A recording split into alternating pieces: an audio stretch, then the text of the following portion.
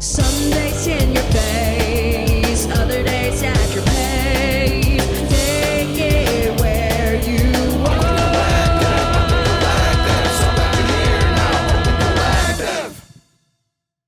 Hi, I'm Lars Stolpe, and this is episode 5 of Oakton Collective. For our first segment, we visit our forest correspondent, Donato Sanchez.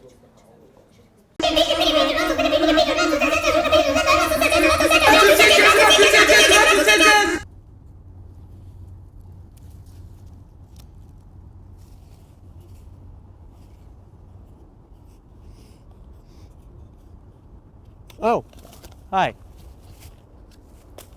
I'm Donato Sanchez, and welcome to Forset Find. We're here in the forest that we have at Oakton Community College. We're going to see exactly what's around. There's plenty of creatures out here in the Oakton forest. I've heard tales of unicorns, mountain lions, a few rabid squirrels, and, if I'm not mistaken, there's been rumors of mysterious acting students trying out for the part of Tarzan.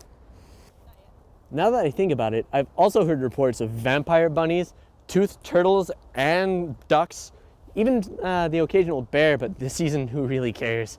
What else has there been? What the hell? Oh God! God, it's got me! Is this a spider snake? Oh God, it is! I can't hold it off! Someone else! This is the spider snake's web. It's trying to catch me in its cocoon. I think I can hold it off, but I'm not sure for how long. I'm trying to constrain it, but I'm not sure it's working. It's too flimsy. I don't know where to hold its bones. I don't even know if they have bones. Where's the head start and where's the tail start?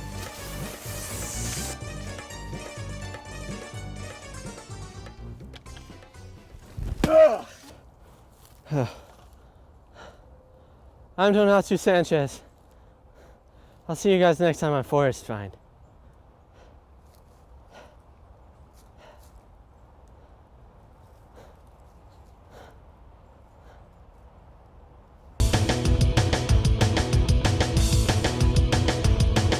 In our next segment, we had the chance to meet Lindsey, the SGA president, and hear some of his spoken word poetry. Well, my name is Lance Jordan-esque with Lindsey. I work in the Office of Student Life. I'm the College Program Board Chairman. I work also in the Computer Lab in the 1830s. I've always lived my life through my thoughts, dreams, and imagination. I've never felt as confident about many things other than expressing my feelings or thoughts in ways that were indirect. Because I respect others with an abstract mind to think outside of the box. I've always looked at other concrete subjects with respect to a degree, but I always pondered what good is memorizing standards and shooting them back out. How original are thoughts of those who are just repeating others' information? How original can the masses be? I fell in love with the arts when I fell in love with my last girlfriend. She was a total hippie and did her best to show me that life is not all about work, work, work. It is about displaying your passionate emotions through your actions, which can be applied to any and all mediums, resulting in the many art forms existing today. My favorite styles of art are abstract, foxpaw, gaga art, and modern architecture. And thinking, obviously, involved. All art is about perception and our own interpretations. I love art because everyone can be right and there is no wrong. The one way I've found that art has been balanced in my own life is, for instance, when I study, I listen to classical music. My notes represent my feelings at the moment, and I can go back and see how I felt or see if I was really paying attention or such. But I believe everything that we do is art because everything that you do has a process to it. And if you respect and enjoy what you do, you'll put your best into it constantly. So yeah, work and art meshes completely. To be complicated or to conform. Awake so long, sleep so short, struggle so hard, ecstasy so short, things remembered, whether they be grand and magnific, or minuscule or petite. Why am I so content to suffer? As others are content with my suffering. All about me they display. We are a team, they say. Actions perceived don't nearly match what has been said. This world has a problem with caring for only me, it seems. Have we forgotten we stem from herds, flock like birds, but society wants to divide and conquer? Feed us lies of succeeding on our own, but how can anything be done alone? We learn from each other, yet compete against each other. Shun those who don't shun others. Ponder on I shall, think on I shall, but continue to be a fool I shan't. Okay. Problems in society, I say that we need to suffer more as a country. We need to understand what it is that we don't have in order to completely enjoy what we do have and to put ourselves into self-reflection, I would say. And I don't know how that's going to happen because most people don't like to suffer for others in general, so, no. Some of us here at Oakton Collective are members of independent study learning how to produce, animate, and edit films. The following short is a product of that class. So today we're going to be talking about the minimum wage and how livable it is in America. Now, at the federal level, every state is required to pay people at least $7.25 an hour, which really isn't that much at all. In Illinois, where we live, we've got a bit of a boost and we have an $8.25 minimum wage, which is a little helpful, but not much, because if we have 2 people in a family of 4, just the parents, working a minimum wage job just 40 hours a week, before taxes they're bringing in about $31,680 a year. And our poverty line for the same situation is $23,280.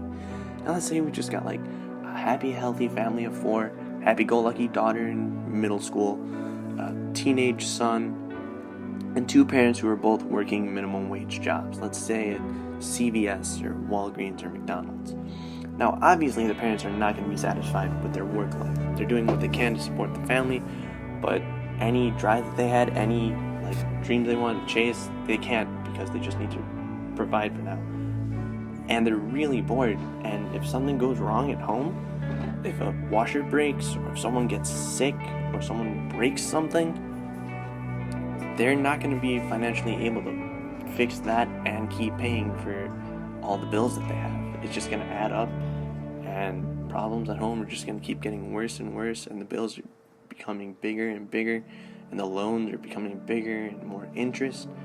And what's really a major problem is that the way our government does financial aid for people with low incomes, everyone below it gets plenty, but anyone above the poverty line gets little to nothing at all. And we said earlier in the video that bringing in 2 incomes leaves us with roughly $31,000 a year, and the poverty line is pretty far away from it at $23,000. But after you apply the taxes, that $31,000 becomes $25,790.